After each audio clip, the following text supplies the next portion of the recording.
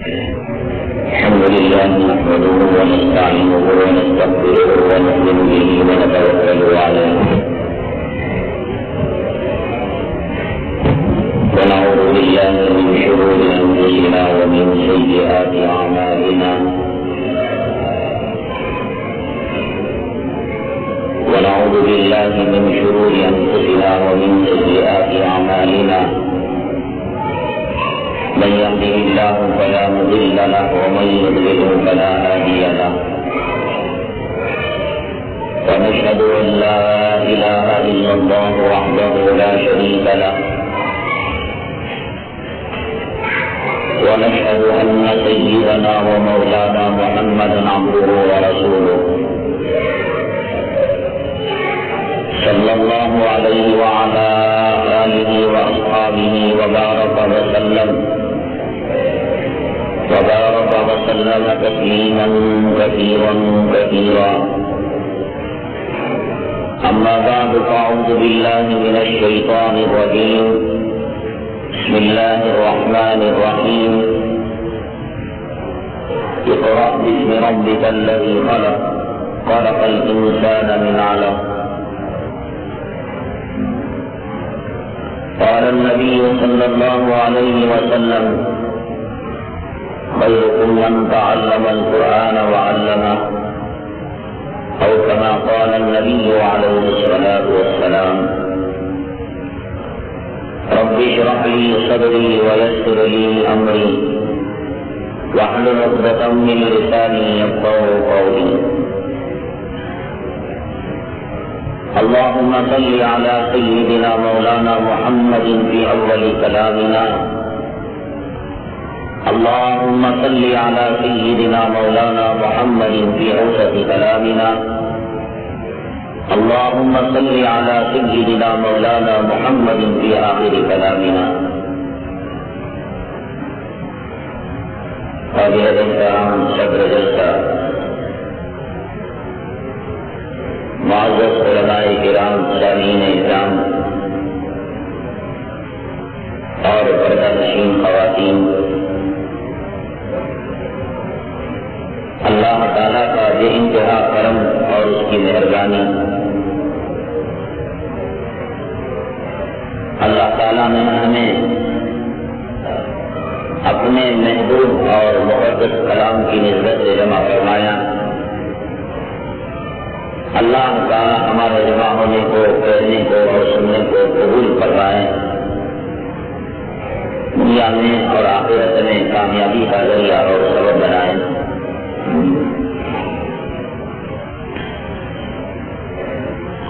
حضرات، کافی وقت سے آپ حضرات تشریف فرما ہیں، علماء کرام کی قیمتی باتیں سن رہے تھے۔ جلسوں کی نوعیت مختلف ہوئی ہے اور مختلف جلسوں کے مختلف انداز ہوتے ہیں۔ میلاد کے جلسے، اصلاح معاشرہ کے جلسے،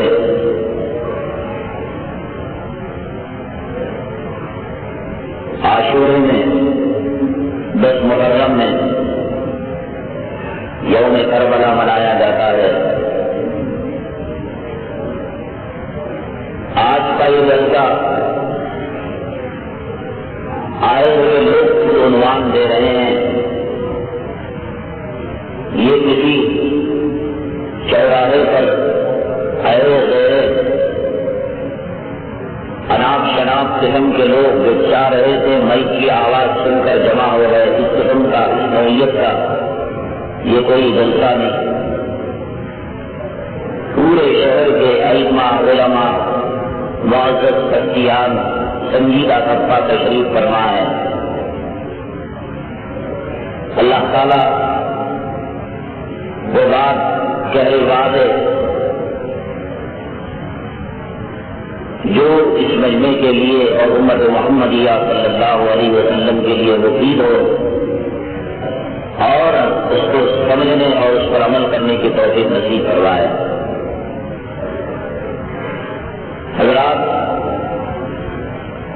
ہم جس دور سے گزر رہے ہیں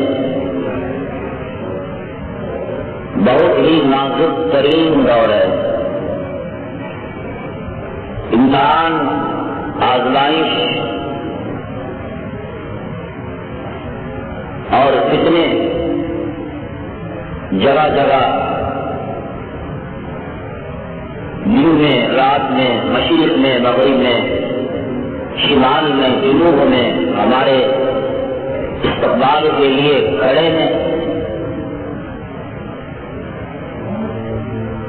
ایک طرف مسلمانوں کی دینی دلچسپی کم ہوتی جا رہی ہے.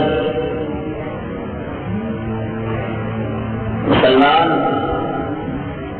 دین کو اور اسلام کو اور آخرت کو ایک سائڈ بزنس بنا رکھا ہے. ایسے میں یہ امتحانات، یہ آزمائشیں اور یہ فتنے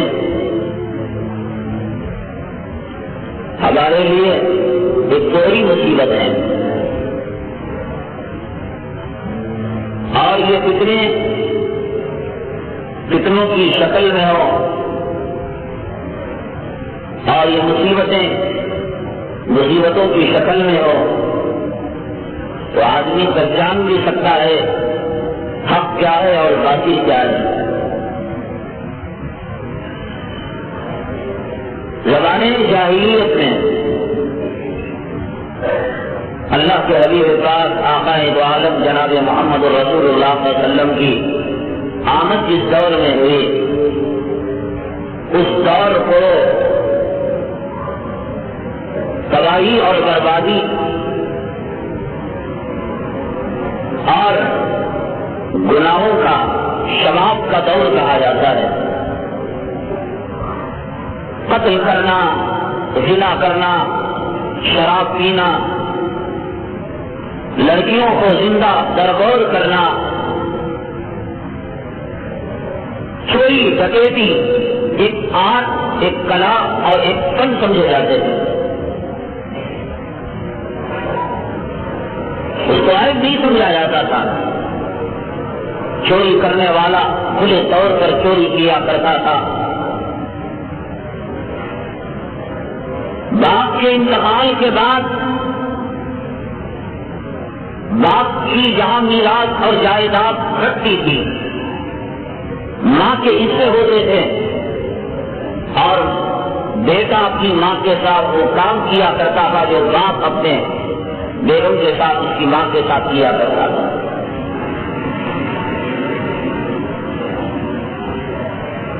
نبوت کی روشنی دھیمی پڑ چکی تھی، ہدایت کے شراب گل ہو چکے تھے. ہادی اور رہبر کا دور دور تک کوئی عطا پتہ نہیں، کوئی نشانی نہیں. ایسے میں جناب محمد رسول اللہ صلی اللہ علیہ وسلم کی بعثت ہوئی. آپ نے دودھ کا دودھ کیا اور پانی کا پانی کیا.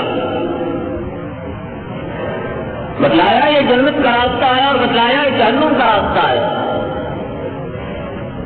بتلایا یہ حق ہے، بتلایا یہ باطل ہے. واضح کر دیا کہ جھوٹ کیا ہے اور سچ کیا ہے. صحابہ کرام کو یہ بات سمجھ میں آ گئی اور ایک لمبے زمانے تک امت خیر پر قائم رہی، فتنوں سے دور رہی. آخر کار قرب قیامت کا زمانہ شروع ہو گیا اور جو علامتیں جناب محمد رسول اللہ صلی اللہ علیہ وسلم نے بتائی، وہ ساری علامتیں ایک ایک کر کر نمودار ہونے لگی اور ظاہر ہونے لگی.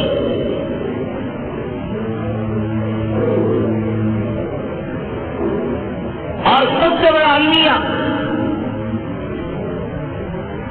کہ زمانے جاہلیت میں باطل کی تصویر میں آتا تھا،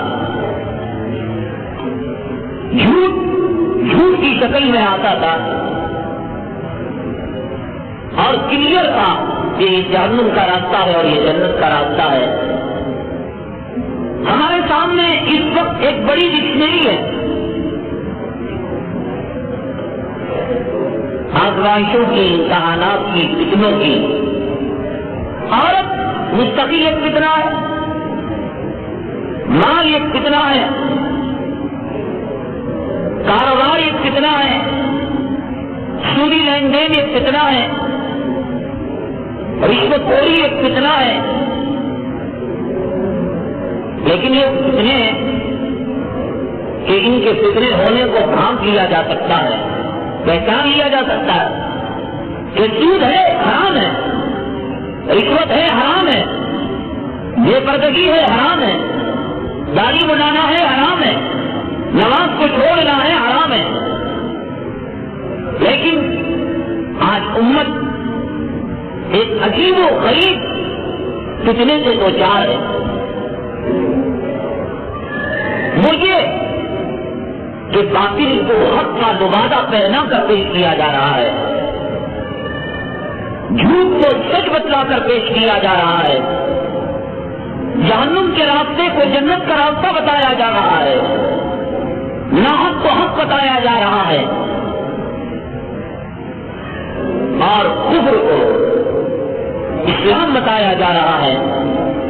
ایک ایسے دور میں کہ مسلمان نماز پڑھنے کے لیے تیار نہیں، عورت پردہ کرنے کے لیے تیار نہیں، مالدار زکات دینے کے لیے تیار نہیں، صاحب استطاعت حج بیت اللہ کرنے کے لیے تیار نہیں.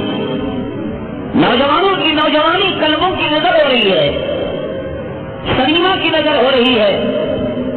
آباد ہیں زنا کے اڈے، آباد ہیں جوئے خانے، آباد ہیں کلب، ویران ہیں اللہ کے گھر، ویران ہیں خانقاہیں، ویران ہیں مدارس، ویران ہیں مساجد. ایسے دور میں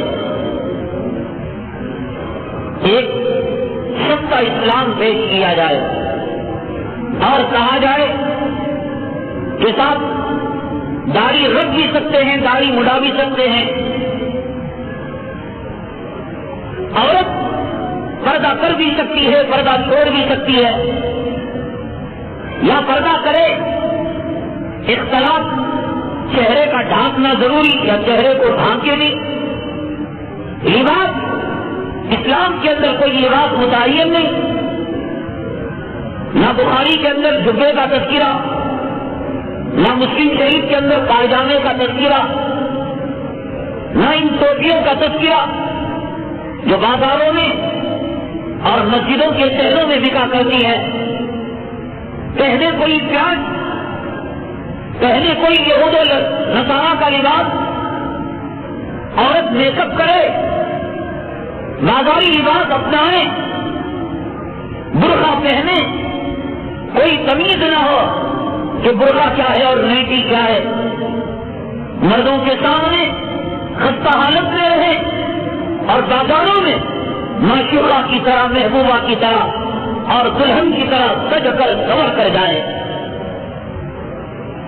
آج امت اس کشمکش کے اندر چلا ہے.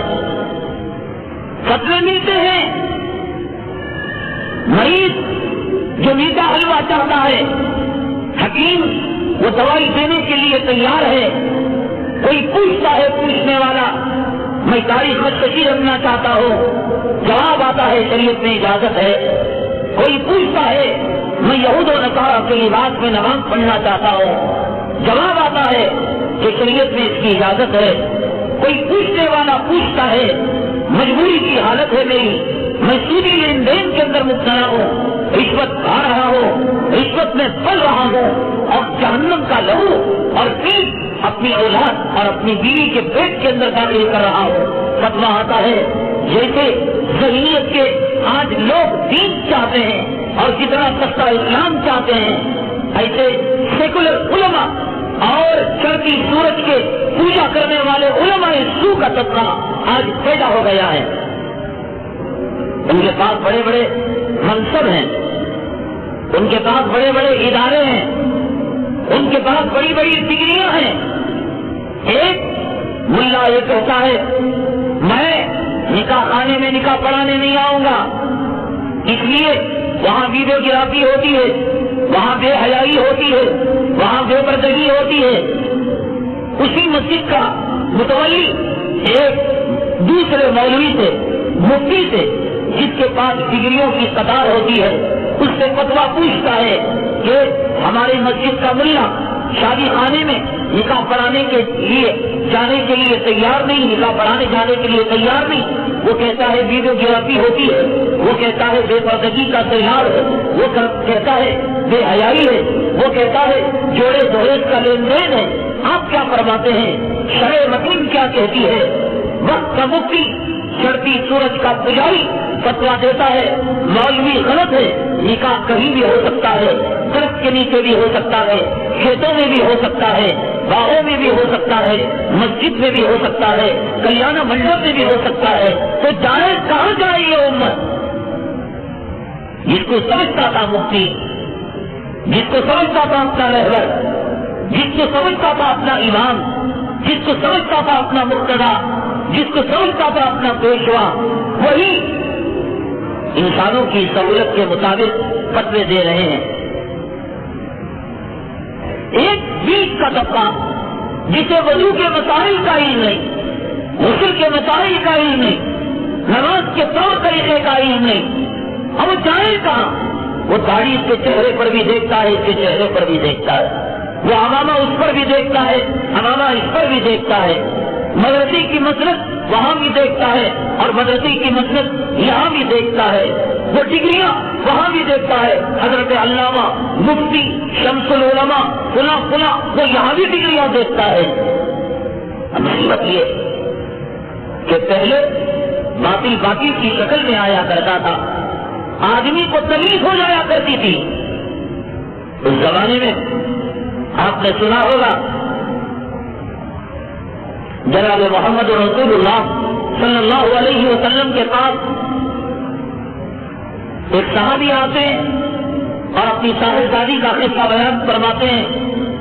اللہ کے حبیب پاک صلی اللہ علیہ وسلم، میں سفر میں گیا تھا، لڑکی پیدا ہو گئی اور ماں کی ممتا نے اپنے آغوش میں لے لیا، سفر میں آیا، سفر سے واپس آیا، میری بیگم نے بتا دیا جو ہے کچھ بچہ پیدا ہو گیا، انتقال ہو گیا، اور پڑوس میں اس بچی کی پرورش وہ کرواتی رہی، حتیٰ کہ جب چلنے پھرنے کے لائق ہو گئی اور اس نے میرے دل کو جیت لیا اور میرے دل کے قریب ہو گئی، تو اس نے مجبوراً بتا دیا کہ نہیں، یہ آپ ہی کی صاحبزادی ہے، یہ آپ ہی کی لڑکی ہے۔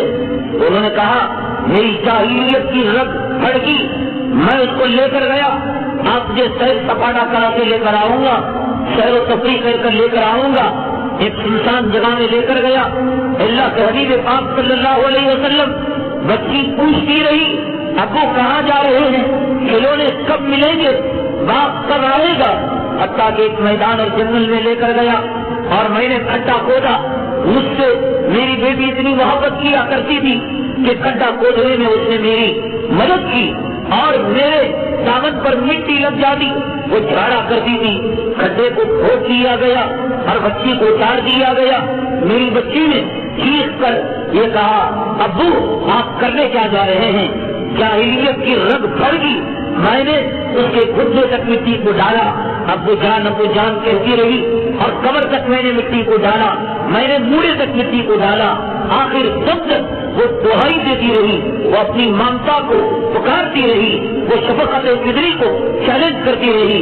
یہ وہ واقعہ تھا کہ جناب محمد رسول اللہ صلی اللہ علیہ وسلم کی آنکھوں سے آنسوؤں کا سیلاب امنڈ پڑا، آپ زارو قطار رو پڑے۔ جاہلیت کی بات تھی اور ظلم کھلا صحابی نے کہہ دیا کہ میں نے اپنی بیٹی کو زندہ درگور کر دیا، لیکن آج کسی چیز کو ایک مہذب طریقے سے، ایک تمدنی طریقے سے، ایک جو ہے تعلیم یافتہ طریقے سے کیا جا رہا ہے۔ کیا یہ نہیں کیا جا رہا ہے؟ اسکیننگ کے ذریعے سے، الٹرا ساؤنڈ سسٹم کے ذریعے سے یہ پہچان کر کہ پیدا ہونے والی لڑکی ہے اور جو ہے ماں کے پیٹ کے اندر اس کے جسم کے ٹکڑے ٹکڑے کر کر کیا اس کے حمل کو وضع نہیں کیا جا رہا ہے، اباشن نہیں کیا جا رہا ہے؟ وہ صحابی کو ایمان لا چکے تھے، انہوں نے صاف کہہ دیا کہ میں نے اپنی بیٹی کو زندہ کر گور کر دیا۔ کتنے مسلمان ہیں غربت کے ڈر سے، جہیز کے ڈر سے اور آنے والے داماد کے تقاضوں کے ڈر سے کیا اپنی بیوی کا اباشن نہیں کرا رہے ہیں؟ لڑکی کو پیدا ہونے سے پہلے قتل نہیں کر رہے ہیں؟ اس زمانے میں قتل زندہ قائم کیا جاتا تھا۔ اس زمانے کے اندر ماں کے پیٹ کے اندر ٹکڑے ٹکڑے کر کر، ہاتھ کو الگ کر کر، منڈی کو الگ کر کر، پیٹ کو الگ کر کر، شرمگاہ میں قینچی جما کر ٹکڑے ٹکڑے قیمہ قیمہ کر کر کیا اباشن نہیں کیا جا رہا ہے؟ کیا پھر مسلمان مطمئن نہیں ہے کہ میں مسلمان ہوں اور جناب محمد رسول اللہ صلی اللہ علیہ وسلم کا غلام ہوں اور خواجہ کا دامن میرے ہاتھ میں ہے اور گیران پیر کا میں ماننے والا ہوں، اولیاء کرام کے نقش قدم پر چلنے والا؟ مصیبت مصیبت کے شکل میں آتی، گناہ گناہ کے شکل میں آتا، فتنہ فتنے کے شکل میں آتا۔ کیا آج کا مسلمان برقع ایک طرف کو دیا ہوا ہے؟ جائیے بازاروں میں، جائیے شادی خانوں میں، شادی کی محفلوں میں، دیکھیے کتنی عورتیں اپنے چہروں کو کھلا ہوا نہیں رکھی ہے۔ کیا ہو گیا عقل کو؟ مطمئن ہے حاجی، مطمئن ہے نمازی، مطمئن ہے داڑھی رکھنے والا، مطمئن ہے علماء سے وابستہ اولیاء کرام کی ہاتھ پر بیعت کرنے والا کہ صاحب میری بیگم تو پردہ کرتی ہے۔ جس چیز کا پردہ ہوا کرتا ہے، کوئی لڑکے والا کسی لڑکی کو دیکھنے کے لیے جائے اور وہ یوں کہے کہ صاحب ہم لڑکی کو نہیں دکھائیں گے، ہم تو فوٹو کو بھیجیں گے، بجائے چہرے کی فوٹو بھیجنے کے وہ سارے جسم کی اسکیننگ کی رپورٹ بھیج دیں، میڈیکل رپورٹ بھیج دیں، ایکسرا رپورٹ بھیج دیں۔ ہے کوئی دنیا میں لڑکے کا باپ اور لڑکے کا رشتے دار جو اس کے چہرے کے علاوہ سارے جسم کی میڈیکل رپورٹ کی بنیاد پر شادی کر سکتا ہے؟ کتنے کا دروازہ چہرہ ہے، حسن کا مرکز چہرہ ہے، یہ دنیا جانتی ہے۔ لڑکے والے اپنی بہو کو تلاش کرنے کے لیے لڑکی کا چہرہ ہی دیکھا کرتے ہیں، لیکن اس کے باوجود کیا یہ نہیں ہو رہا ہے کہ ایک طرف ریڈی پہنا کر مسلمان مطمئن نہیں ہو گیا، بازار میں حسن کا مرکز بنا کر زنا کے تیر اور زنا کے نظر اس کی پرچھائیاں اس پر برسا رہا ہے اور پھر مطمئن ہے کہ میرا گھرانہ صاف دیندار کا گھرانہ ہے، میرا گھرانہ متقیوں کا گھرانہ ہے۔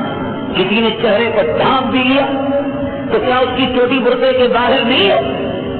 میں آپ کو یہ نہیں کہہ رہا ہوں کہ مسلمان کی ایک عورت، شادی شدہ ایک عورت جس کا مرد یو ایس اے گیا ہو، امریکہ گیا ہو، انگلینڈ گیا ہو، برطانیہ گیا ہو اور سعودی گیا ہو اور وہ عورت شہوت میں مبتلا ہو کر دیور کے ساتھ زنا کر رہی ہو، یا کہ زنا بازار میں رنڈی کھانے میں اپنے عزت کا سودا کر رہی ہو، اسے تو ہر ایک آدمی زنا کہتا ہے، اسے ہر ایک آدمی رنڈی بازی کہتا ہے۔ برقع پہننے والی عورت کی بات جن کو اپنی دینداری پر ناز ہے، برقع لگا ہوا ہے، جسم کا سارا حلیہ، سارا جغرافیہ نظر آ رہا ہے اور چہرہ کھلا ہوا ہے۔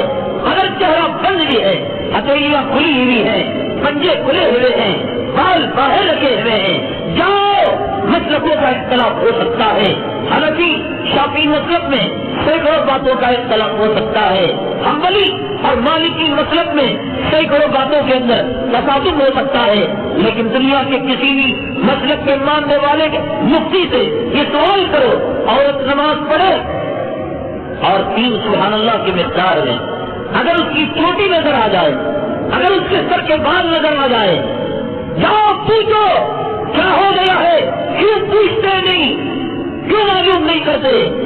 تمہیں دین کی ضرورت نہیں، تمہیں آقا کے طریقے کی ضرورت نہیں، اپنی عورتوں کو حیا کے راستے پر، اماں عائشہ کے راستے پر، اماں خدیجہ کے راستے پر تمہیں چلانے کی ضرورت نہیں۔ ڈنڈیوں کے طور طریقے پسند ہے، آقا کی وہ پیشن گوئیاں پسند ہے جس میں آقا نے فرمایا ایک زمانہ آئے گا، ایک زمانہ آئے گا اون کے کوہان کی طرح عورت کے سر پر چونڈا ہوگا، کپڑے پہنے ہوئے ہوگی، حقیقت میں ننگی ہوگی، اور اللہ تبارک تعالیٰ جنت سے ان کو اتنا دور رکھے گا کہ جبکہ جنت کی خوشبو قیامت کی مسافت سے 500 سال مسافت کی دوری سے محسوس ہو رہی ہوگی. آقا نے فرمایا ایسی عورت جنت میں جانا تو درکنار، جنت کی خوشبو بھی اسے نصیب نہیں ہوگی. کبھی سوچا کھڑے ہو کر پیشاب کر رہا ہے ایک کافر، ایک چمار، اور چہرے کو کھلا رکھ کر جا رہی ہے، بالوں کو بکھرا کر جا رہی ہے، ہاتھ میں پیشاب کا عضو ہے، کھڑے ہو کر پیشاب نالی پر کر رہا ہے، اور آنکھوں سے زنا کے تیر برسا رہا ہے. کیا حدیثوں میں یہ واقعہ نہیں آئی؟ ایک عورت چلی جاتی ہے مدینے کے بازار میں، ایک یہودی اس عورت کے آنچل سے اور دوپٹے سے کھیل تماشا کرتا ہے، ایک کھمبی اٹکا دیتا ہے، ایک روڑا اٹکا دیتا ہے، اس کا آنچل نکل جاتا ہے، اس کا دوپٹہ نکل جاتا ہے. صحابی فرماتے ہیں اس منظر کو میں دیکھ رہا تھا کہ عورت کے سر سے آنچل نکل گیا، عورت کے سر سے دوپٹہ نکل گیا. میں گیا اپنے نیام سے تلوار کو نکالا اور اس کا سر قلم کر دیا. اب جب یہ کام کیا صحابی خاموش کب رہ سکتا تھا؟ جناب محمد رسول اللہ صلی اللہ علیہ وسلم کے پاس آئے اور آنے کے بعد عرض کیا یا رسول اللہ صلی اللہ علیہ وسلم مجھ سے یہ عمل سرزد ہو گیا، آپ جو سزا دینا چاہیں یا اس کا جو حکم ہے آپ ارشاد فرمائیں. اللہ کے حبیب پاک صلی اللہ علیہ وسلم نے ان کو سینے سے لگایا اور لگانے کے بعد فرمایا کہ جناب والا اگر میں آپ کی جگہ ہوتا یہی عمل میں آپ کے ساتھ کرتا، آپ نے جو کیا وہی عمل میں بھی کرتا. سر سے دوپٹہ آنچل کے نکلنے پر خون خراب ہو رہا ہے، 16 سینٹی میٹر کی چولی پہن کر رنڈیوں کی طرح فلموں میں گانے اور ناچنے والی ہیڑیوں کی طرح امت محمدیہ کی بیٹی، امت محمدیہ کی ماضی، آقا پر ایمان لانے والی، آخرت پر ایمان لانے والی حاجی تیرے گھرانے سے نکل رہی ہے، نمازی تیرے گھرانے سے نکل رہی ہے، محمد کے غلام تیرے گھرانے سے نکل رہی ہے. تیری حیا کو کیا ہو گیا، تیری غیرت کو کیا ہو گیا، تیرے شرم کو کیا ہو گیا؟ کیا علماء نے تجھے نہیں بتایا کہ نیل پالش میں سور کی چربی ملتی ہے؟ کیا علماء نے تجھے نہیں بتایا ہونٹوں پر لگنے والی لالی پر سور کی چربی ملا کرتی ہے؟ قرآن کے کس بارے میں سور کی حرمت کا بیان نہیں ہے؟ نام ہے عائشہ، نام ہے قتیبہ، نام ہے راویہ بصریہ، اور جا رہی ہے چلن ہو رہا ہے بدچلنوں کی طرح اور سور کی چربی چہرے پر ملے ہوئے. کیا کبھی تجھے ضرورت محسوس ہوئی کہ کسی عالم سے پوچھے کہ اس سور کی چربی لگی ہوئی حالت میں کیا خدا اس بندی کے سجدے کو قبول بھی کر سکتا ہے، اس کی نماز کو قبول بھی کر سکتا ہے؟ میں بات ان بازاری عورتوں کی نہیں کر رہا ہوں جو اپنے بچوں کی مجبوری کی وجہ سے اپنی شرمگاہ کا سودا کر رہے ہیں، ان رنڈیوں کی نہیں کر رہا ہوں جو لاجنوں میں زانیوں کے ساتھ بسترے گرم کر رہے ہیں، پہلو گرم کر رہے ہیں، ان حرام زادیوں کی نہیں جو کلبوں کے اندر ناچا کرتے ہیں. یہ داڑھی والے گھرانوں کی بات، یہ دینداروں کی بات، یہ بزرگوں کے گھرانوں کی بات، یہ مبلغوں کے گھرانوں کی بات، یہ داعیوں کے گھرانوں کی بات، یہ حاجیوں کے گھرانوں کی بات، یہ پرہیزگاروں کی گھرانے کی بات. اور اطمینان کہ جنت کا ٹھیکیدار ہمیں، جنت کی سرٹیفکیٹ ہمارے ہاتھوں میں. پہلے جس گھر کے اندر ٹرانزسٹر ہوا کرتا تھا لوگ اپنی لڑکی نہیں دیا کرتے تھے، ارے بے حیا گھرانہ ہے صاحب، ناچ گانا ہوا کرتا ہے، نبی کے حکموں کو پامال کیا جاتا ہے، یہاں میوزک آتی ہے. اب ماحول یہ کہ دیندار، میں نے کہا کہ فتنہ فطری کی شکل میں آئے. دیندار سے اگر پوچھو کہ ٹی وی آپ رکھیں گے کہے گا استغفار پڑھو، اس میں ناچ گانا ہوتا ہے، استغفار پڑھو، اس میں کلموں کے ڈانس ہوتا ہے، استغفار کرو. شرابیوں کی کلاکاری ہوتی ہے.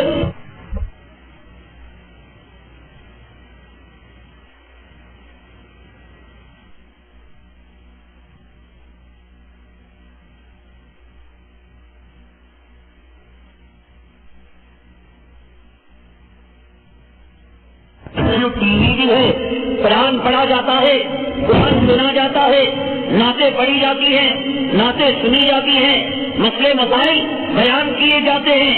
آنکھیں بند کر کر برسوں سے جو ٹی وی کے نام پر طلاق دیا کرتا تھا, نفرت کیا کرتا تھا ٹی وی کے نام سے, لعنت بھیجا کرتا تھا ٹی وی کے نام پر, آئی کیو ٹی وی, آیا اسلامی چینل. ارے صاحب, یہ ملا, یہ مولوی, یہ کٹ ملا مسلمانوں کو ترقی کرنے نہیں دیتا. جب مائکروفون ایجاد ہوا تب بھی اس نے کہا تھا کہ اس میں بیان دینا جائز نہیں, اس میں نماز پڑھنا جائز نہیں. فاؤنٹین پین جب ایجاد ہوا تھا اس نے فتویٰ دیا تھا اس کا استعمال جائز نہیں. سواریاں ایجاد ہوئی تھی, اس نے فتویٰ دیا تھا احتیاط کے ساتھ اس کا استعمال کرو. یہ جو من میں آیا کہتے رہتے, ان کی بات مت مانو. حضرات, میں یہی بات آج درد دل آپ کو سنانے کے لیے بیٹھا ہوں. فرق کریں علماء حقانی میں, علماء ربانی میں, علماء سو میں, منافقوں میں. وہ لوگ جو اسلام کے دشمن ہیں, مسلمانوں کے دشمن ہیں, اسلام اور حق کا لبادہ اوڑھ کر قوم اور ملت کو تباہ کر رہے ہیں, برباد کر رہے ہیں, جہنم کے دہانے پر پہنچا رہے ہیں. دو میں سے ایک بات تو یہ ہوتی, یہ مرد ہے یا عورت ہے نا. ایک آدمی فتویٰ پوچھتا ہے, حضرت ہمارے محلے والے یہ سمجھتے ہیں یہ مرد بانا, شریعت مطہرہ کے مطابق فتویٰ دیا جاتا ہے یہ مرد بانا ہے. ایک اور محلے والے فتویٰ پوچھتے ہیں, نہیں حضرت ہمارے محلے والے اس کو عورت سمجھتے ہیں. وہ فتویٰ دیتا ہے مفتی, ہاں اگر آپ سمجھتے ہیں عورت سمجھنے میں کوئی حرج نہیں ہے. فاتحہ یا تو جائز ہو سکتا ہے یا تو ناجائز ہو سکتا ہے. نمازوں کے بعد دعا یا تو سری ہو سکتی ہے یا تو جہری ہو سکتی ہے. عیدوں کے بعد مصافحہ یا تو بدعت ہو سکتا ہے یا تو سنت ہو سکتا ہے. ایک مشت داڑھی یا تو سنت ہو سکتی ہے یا ایک مشت سے داڑھی کم رکھنا حرام ہو سکتا ہے, ناجائز ہو سکتا ہے. یہ کون سی دوا کی دکان ہے, یہ کون سے فتوے کی دکان ہے, یہ شریعت کی کون سی ٹھیکیداری ہے کہ ایک پوچھے فاتحہ جائز اور ایک پوچھے فاتحہ ناجائز, ایک پوچھے تصویر جائز, ایک پوچھے تصویر نہ جائز, ایک پوچھے لڑکی اگر خوشی سے دعوت کھلا دے جائز اور ایک اگر پوچھے لڑکی کا کھانا حرام, ایک اگر پوچھے جہیز کی رقم لینا جائز اور ایک اگر پوچھے ایک حقہ لینا جہنم کا لہو پینے کے مطابق ہے. امت آج کشمکش کا شکار ہے. امت کے سامنے بڑا عجیب و غریب کی طرح ہے. جائے تو کہاں جائے, پہلے گانا بجانا حرام, اب اسی کو رنگ دے دیا گیا کیو ٹی وی کے نام پر. اب الزامات آنے لگے, فتویٰ دینے والوں نے فتویٰ دیا. ایک بڑی پگڑی والا مولوی ایک بینک کے اوپننگ سرمنی کے لیے جاتا ہے, ربن کاٹتا ہے, اس کی کیمرہ پکڑا جاتا ہے, اس کی ویڈیوگرافی کی جاتی ہے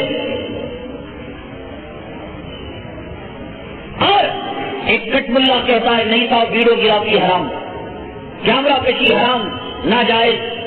امت کہتی ہے, بڑی پگڑی والے مولانا کہتے ہیں کہ جائز, نہ صرف ناجائز جائز نہیں بتاتے, یا ناجائز کے بارے میں کوئی وضاحت نہیں کرتے, جاتے ہیں ربن کاٹتے ہیں, دعا کرتے ہیں, کھلے عام ویڈیوگرافی ہوتی ہے اور کیمرہ کشی ہوتی ہے.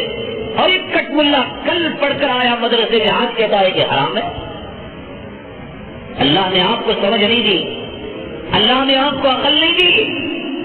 آپ نہیں فرق کر سکتے کہ حق کیا ہے اور باطل کیا ہے, سچ کیا ہے اور جھوٹ کیا ہے, جہنم کا راستہ کون سا ہے اور جنت کا راستہ کون سا ہے.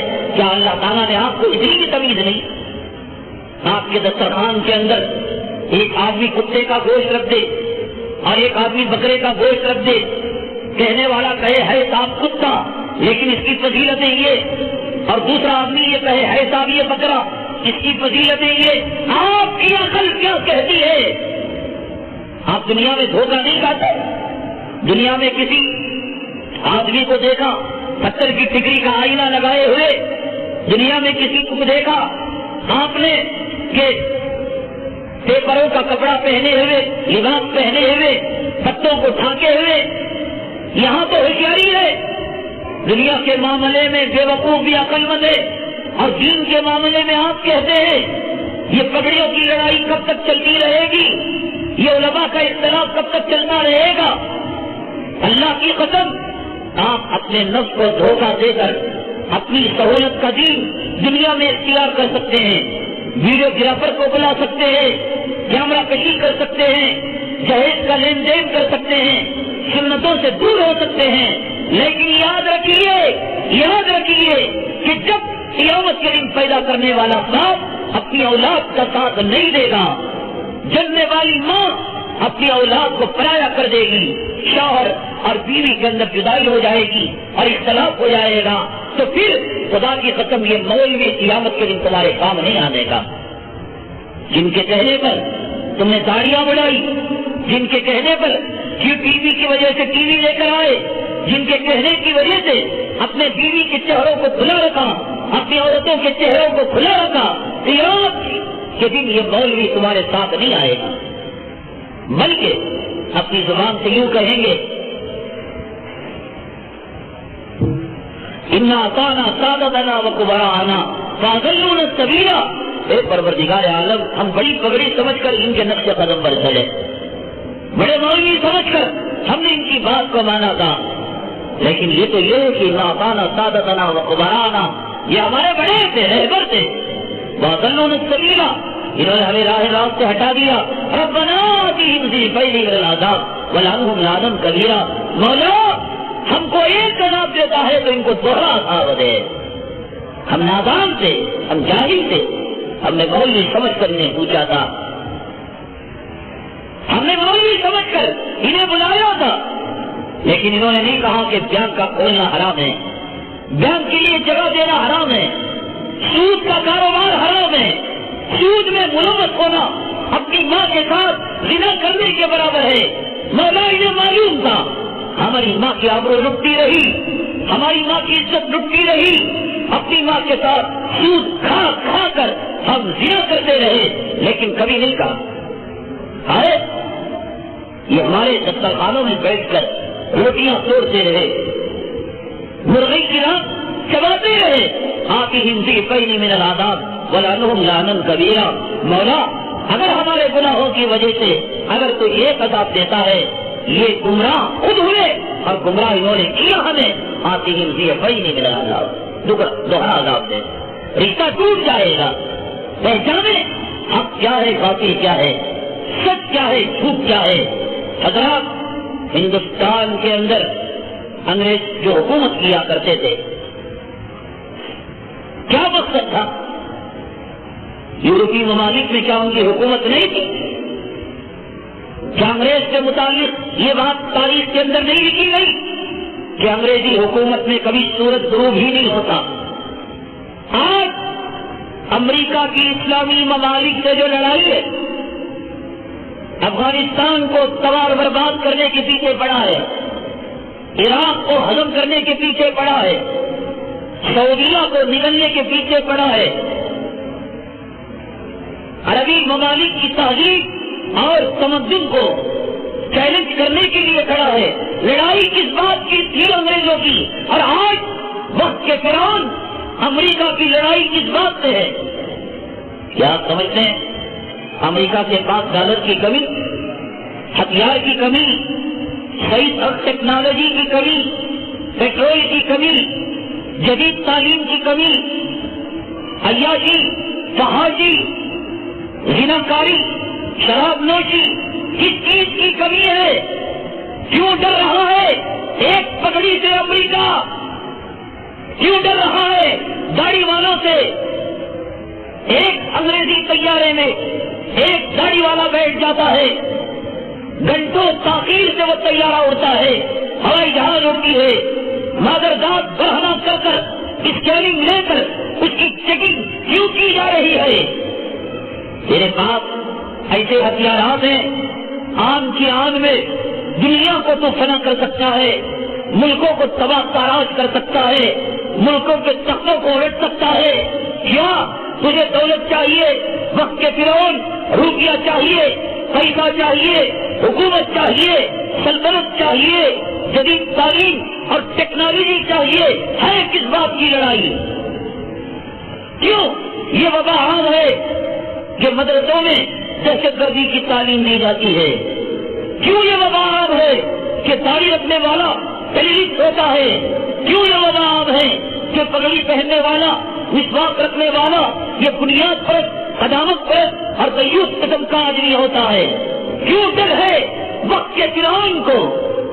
اس نے آن کی آن میں افغانستان کا نوالہ بنا لیا، آن کی آن میں عراق کا نوالہ بنا لیا، آن کی آن میں الجزائر کو ہضم کر بیٹھا، آن کی آن میں جہاں چاہا، جب چاہا، جیسا چاہا سر نوالا بنا کر نکل لیا۔ کیوں ڈر ہے اس کو اس لہراتی داڑھی سے؟ کیوں ڈر ہے اس کو چمگت امامے کے کپڑے سے؟ کیوں اس کو ڈر ہے ان بوریا نشیروں سے؟ بوریے میں بیٹھ کر آل اللہ اور آل رسول پڑھنے والے ہیں۔ حضرات سمجھے کیا عراق کے اندر وہ کون سی دولت، وہ کون سی شہزادی، وہ کون سی رنڈی، وہ کون سی شراب جو تھی امریکہ میں نہیں تھی؟ افغانستان کے اندر وہ کیا تھا جو امریکہ کے اندر نہیں تھا؟ سعودیہ کے اندر وہ کیا پانا چاہتا ہے جو امریکہ کے اندر نہیں ہے؟ انگریز کی لڑائی پہلے بھی، کل بھی، آج بھی، ہمیشہ یہود و نصارہ اور عیسائی، ان کی جو لڑائی ہے نہ دولت کی لڑائی ہے، نہ روپے کی لڑائی ہے، نہ پیسوں کی لڑائی ہے، نہ تخت تاج کی لڑائی ہے، نہ پیٹرول اور ڈالر کی لڑائی ہے۔ حضرات یہ اگر خطرہ سمجھتا ہے اپنی فرعونیت کو برقرار رکھنے کے لیے، اپنی خدائی وجود کو، جھوٹے خدائی وجود کو باقی رکھنے کے لیے اگر کسی کو خطرہ سمجھتا ہے، نہ کسی ملک کو سمجھتا ہے، نہ کسی ملت کو سمجھتا ہے، نہ کسی حکومت کو، بلکہ اگر اسے خطرہ ہے تو ان قدامت پسند مسلمانوں سے خطرہ ہے۔ مگر اسلام میں وہ طاقت ہے کہ وقت کے نمرود حضرت ابراہیم علیہ السلام وقت کے نمرود کو نیست و نابود کر سکتے ہیں۔ مگر اسلام میں وہ طاقت ہے وقت کے فرعون کو حضرت موسیٰ علیہ السلام کی لاٹھی سے خاتمہ کیا جا سکتا ہے۔ اس نے پہچانا، اس نے تاریخ پڑھی، اس نے صفحات کو پلٹ کر دیکھا، اسی لیے اس کو کسی بات سے لڑائی نہیں، کسی بات سے چڑ نہیں۔ چڑ ہے تو داڑھی والوں سے چڑ ہے۔ وہ یہ چاہتا ہے ہندوستان میں، پورے عالم میں مسلمانوں کے تشخص کو ختم کر دیا جائے، ان کی تہذیب کو ختم کر دیا جائے، ان کے تمدن کو ختم کر دیا جائے۔ حضرات ہندوستان کے اندر ایشیا کی سب سے بڑی اسلامی یونیورسٹی دارالعلوم دیوبند کا جو قیام ہوا وہ کس لیے ہوا؟ کیا آپ سمجھتے ہیں ہندوستان کے اندر مولویوں کی کمی تھی، نماز جنازہ پڑھانے والوں کی کمی تھی، مصلی پر امامت کرنے والوں کی کمی تھی، میزنے پر اذان دینے والے بلال کے نائبوں کی کمی تھی؟ مولانا قاسم صاحب نانوتوی رحمت اللہ علیہ، حضرت مولانا امداد اللہ مہاجر مکی رحمت اللہ علیہ، اللہ تعالیٰ ان بزرگان دین اور ان اکابرین، ان بانیان دیوبند دارالعلوم دیوبند کی قبروں پر کروڑوں رحمت نازل فرمائے۔ اللہ تعالیٰ نے ان کو وہ فراست ایمانی دے رکھی تھی، انگریزوں کی چال کو بھانپ لیا تھا۔ انگریزوں کی صرف ایک سازش تھی کہ مسلمانوں کا رشتہ ان کے علماء سے کاٹ دیا جائے، مدارس سے ختم کر دیا جائے، قرآن سے ڈسکنیکٹ کر دیا جائے۔ آپ اپنے گھر کو تعمیر کریں، تعمیر مکمل ہو گئی، الیکٹرک کا کام کرتے نہیں کرتے، آپ نے الیکٹرک کا کام کیا، پلمبر کا کام کرتے نہیں کرتے، آپ نے پلمبر کا کام کیا، سونے کے نل لگا دے، چاندی کے پیپ پہنا دے، لیکن جب تک واٹر بورڈ سے اس کا تعلق نہیں ہوتا اور جب تک پاور اسٹیشن سے آپ کے کمکموں کا تعلق نہیں ہوتا، کروڑوں روپے کے کمکمے ہو لیکن کیا اس میں روشنی آ سکتی ہے؟ یہی ہندوتوا کی چال ہے، یہی انگریزوں کا سوچنا ہے کہ مسلمانوں کے رشتوں کو علماء سے ختم کر دیا جائے، مدارس سے ختم کر دیا جائے۔ وہ یہ سمجھتا ہے کہ ایک ملا ہے جو ہماری فرعونیت کو چیلنج دے سکتا ہے، ہماری جھوٹی خدائی کے بت کو پاش پاش کر سکتا ہے، یہ قوم کے اندر وہ روح کر سکتا ہے، وہ جان ڈال سکتا ہے، وہ اسپیڈ ڈال سکتا ہے کہ آبا اور اجداد قربان ہو جائیں، مال قربان ہو جائے، ملک قربان ہو جائے اور خود کے جسم کے ٹکڑے ٹکڑے ہو جائیں، لیکن مذہب اسلام پر آنچ نہ آنے پائے۔ آج حضرات اس فضا کو بنانے کے لیے انگریز نے کسی زمانے میں نام نہاد مولویوں کو، قادیانیوں کو چھوڑا تھا، بریلویوں کو چھوڑا تھا، رضا خانیوں کو چھوڑا تھا، تاکہ امت کے اندر انتشار پیدا کر ایک طرف مکتبہ فکر دارالعلوم دیوبند کے علماء جذبہ جہاد بیدار کرتے رہیں اور دوسری طرف یہ علماء نام نہاد بڑی پگڑیاں والے امت کے اندر انتشار پیدا کرے کہ تمہیں اپنے جان کو بچانا بھی جہاد ہے، عورت کو بچانا بھی جہاد ہے، اولاد کو بچانا بھی جہاد ہے، روزی دینا بھی جہاد ہے۔ جعلی لفافے نہیں لکھے جاتے رہے، یہ مضمون کیا تحریر نہیں کیا جاتا رہا؟ ایک طرف مالٹا کی جیل میں شیخ الہند رحمۃ اللہ علیہ استاد شیخ الاسلام حضرت مولانا سید حسین احمد مدنی رحمۃ اللہ علیہ مالٹا کی تنہائی کاٹے، جیل کی صعوبتوں کو برداشت کریں۔ ایک طرف قاسم نانوتوی رحمۃ اللہ علیہ کے خلاف انگریز گرفتاری کا وارنٹ نکالے، پھانسی کا بندہ تیار رکھے، دوسری طرف حضرت مولانا رشید احمد گنگوہی رحمۃ اللہ علیہ کے خلاف جلاوطنی کا حکم دے اور آپ کے قتل کے منصوبے بنائیں۔ ایک طرف حضرت حاجی امداد اللہ مہاجر مکی رحمۃ اللہ علیہ، یہ کون تھے؟ یہ کاؤنسلر تھے؟ سیاست سے کیا لینا دینا، حکومت کی گتیوں سے کیا لینا دینا؟ اے دنیا کے کتے، تو بھوکا ہوگا دولت کا، تو بھوکا ہوگا روپیوں کا، تو بھوکا ہوگا پیسوں کا۔ علماء حکومت کو جوتیوں کی نوک پر رکھا کرتے ہیں۔ علماء خدا کے دیوانے ہیں، نبی کے عاشق ہیں، نبی کے پروانے ہیں۔ وہ زمین فروش کتا ہوگا جو کسی سیاسی کتے کے ساتھ بیٹھ کر ویڈیوگرافی کروا لے اور جانے کے بعد ویڈیوگرافی کے حلال کا فتویٰ دے دے۔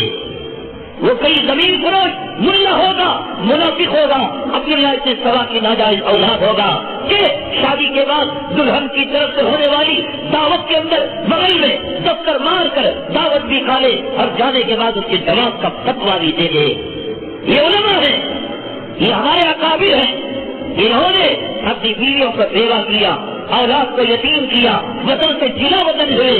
حضرت شیخ الہند رحمۃ اللہ علیہ انتقال کا وقت ہوا، آپ کو تختے پر لٹا دیا گیا، رات کو راز رکھا۔ آج ایک قربانی کا چمڑا کسی مدرسے کو دے کر اور کسی یتیم خانے کو دے کر 10 سال کے بعد یتیم خانے کا ذمہ دار ملے، مدرسے کا ذمہ دار ملے اور مسجد کا متولی ملے، ہم گلے میں ہاتھ ڈال کر شادی خانے میں بطور تفاخر کے کیا نہیں کہتے؟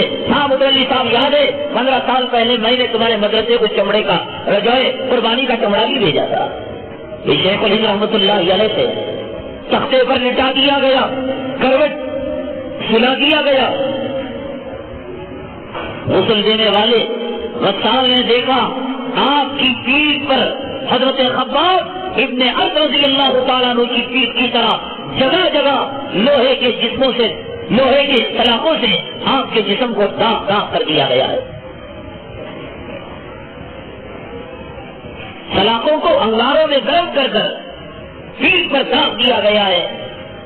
غسال نے شاگردوں سے پوچھا اور مریدوں سے پوچھا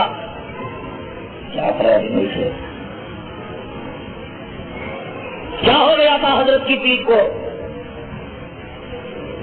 تو آپ کے شاگرد نے فرمایا حضرت نے اسے راز رکھنے کے لیے کہا تھا۔ انگریز روزانہ حضرت شیخ الہند رحمۃ اللہ علیہ کو لے جایا کرتا تھا، سلاخ کو انگاروں کے اندر ڈالا کرتا تھا، سلاخ سرخ ہو جاتی تھی انگاروں کے مانند اور آپ کے پیٹھ کو روزانہ داغا کرتا تھا۔ پیٹھ سے نکلنے والے خون کے فوارے وہ سلاخ کو ٹھنڈا کر دیا کرتے تھے۔ ایک ایسے دور میں جب حضرت شیخ الہند رحمۃ اللہ علیہ نے ریشمی رومال کی تحریک کو چھیڑ رکھا تھا، ایک ایسے دور میں یہ علماء کا سیاست سے کوئی تعلق نہیں، دولت سے کوئی تعلق نہیں، روپیوں سے کوئی تعلق نہیں، پیسوں سے کوئی تعلق نہیں. حضرت مرزا مظہر جانا رحمۃ اللہ علیہ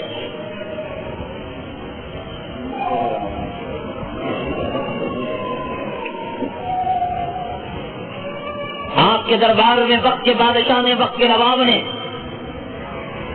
آنے کے لیے اجازت طلب کی. آج کمشنر سے مصافحہ کوئی کرے برسوں تک اس کی یاد کو تازہ رکھے گا. میں بھی کسی بڑی کمشنر سے ملاقات کیا تھا. چپ ہے، لعنت ہے مسلمان، شرم سے ڈوب مرنے کا مقام ہے. سیدنا عمر بن الخطاب رضی اللہ تعالیٰ عنہ کے دور مبارک میں عیسائیوں نے پیر پکڑ کر کہا تھا، عمر ہمیں اجازت دو، آپ جیسی ٹوپی ہم چلا لیں. حضرت عمر نے فرمایا، جہنمی کبھی جنتی کے لباس کو نہیں اپنا سکتا، اجازت نہیں ہے، تم نہیں اپنا سکتے. آج مسلمان غیروں کی تہذیب و تمدن کی بھیک مانگ رہا ہے. تمہاری عورتیں کیا مطالبہ کر رہی ہیں، تمہاری بیٹیاں کیا تقاضا کر رہی ہیں، تمہارے گھرانوں میں کون سے کپڑے سی رہے ہیں. یہ کون سی تہذیب کی عکاسی ہے، یہ کون سے اسلام کی ترجمانی ہے، یہ کون سے امہات المؤمنین کا لباس ہے.